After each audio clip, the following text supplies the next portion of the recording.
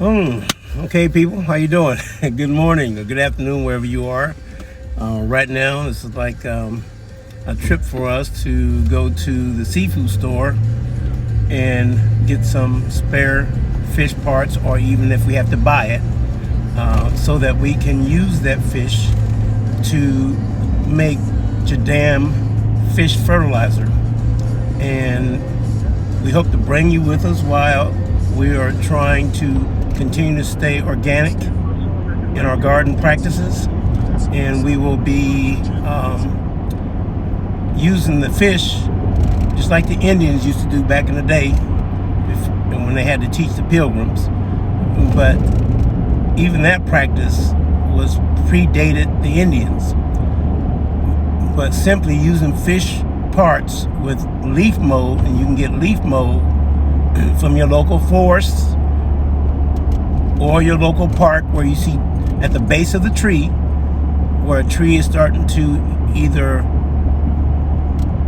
rot or has materials like leaf that has decayed over a long period of time. And when you brush that material back from the base of the tree or bushes or wherever you gather leaf mold where decomposing organic matter has occurred, you'll see white strains of mycelium.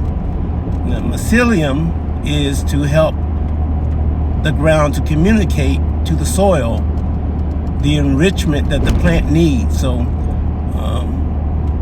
we are going to maybe get enough for a 5 gallon bucket start. And that will be enough by spring when it heats up to cause the leaf mold to start breaking down, decomposing the fish with chlorinated water. Or you can use distilled water, which to me is a little pricey, even though distilled water in stores per gallon is still cheap. But if you're making big batches of, let's see if I can get this. Sorry about that.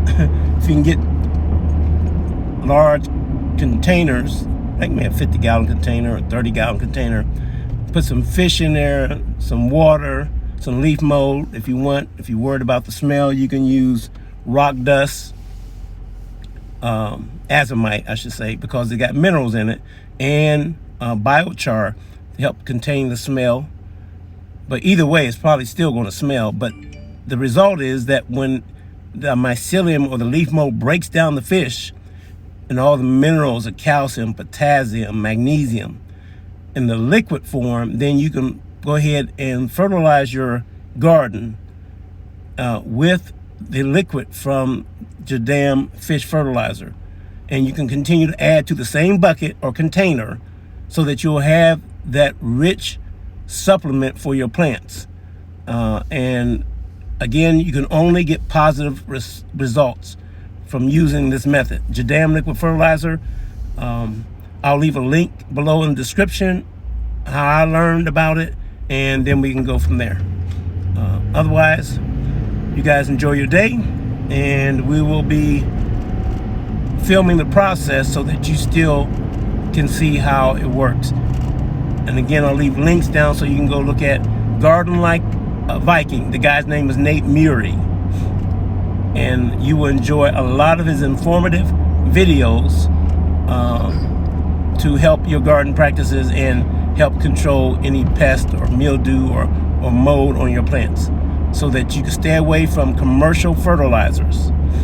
So again, stay with us, follow us, and don't forget to push that subscribe button and that like button and hit that bell so that you can continue to get more content that we'll be posting. Take care, people.